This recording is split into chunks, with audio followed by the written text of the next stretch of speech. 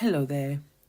Apologies for the delay, but as you can tell by the sound of my voice, I met a bug and it really fell in love with me. Anyway, let's get to it. The October results of the opinion polls conducted by the Levada Center in Russia are in. Mobilization did not put a dent in the numbers. And plotting the opinion polls results for 2022 over 2014, the first invasion of Ukraine in recent history, the trends are pretty similar in both approval ratings for the president, i.e. Mr. Putin, and the government.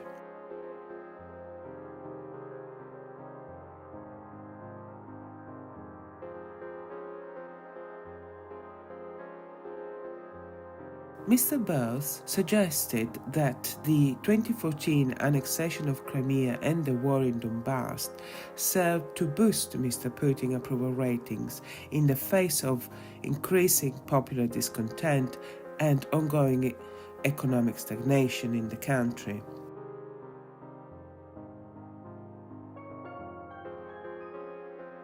If we look at approval ratings clocked by Mr. Putin in 2013, they barely go much above 60%.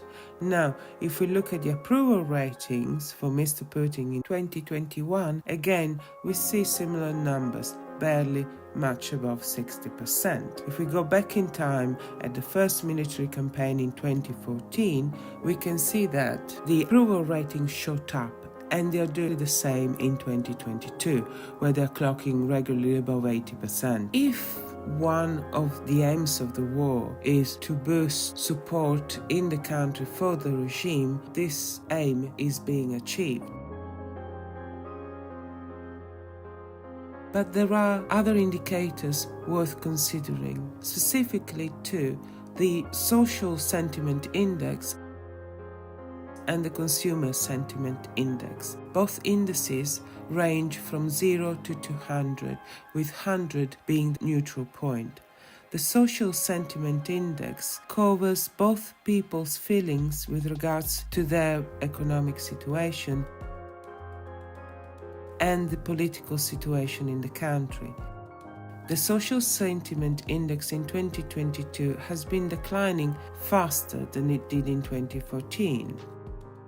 The Consumer Sentiment Index concerns itself only with how people feel about their economic prospects, and this index is following the 2014 trends in the face of the much more aggressive and deep-reaching sanctions imposed on Russia in 2022 compared to 2014. Having said that, both indices are negative.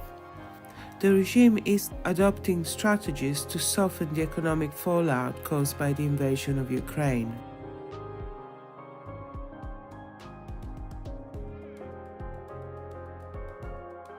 While taking steps to further isolate the Russian people.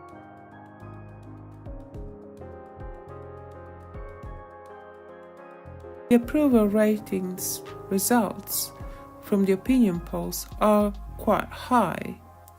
However, I suspect these numbers are not quite high enough to satisfy the needs of the regime. I think it's unlikely that the current bombing of infrastructure in Ukraine and anything that is unfortunate enough to be nearby will stop anytime soon, at least not until winter begins in earnest. Thank you for watching. I hope I'll see you on my next update. In the meantime, have a wonderful time. Take care of yourself. Bye-bye.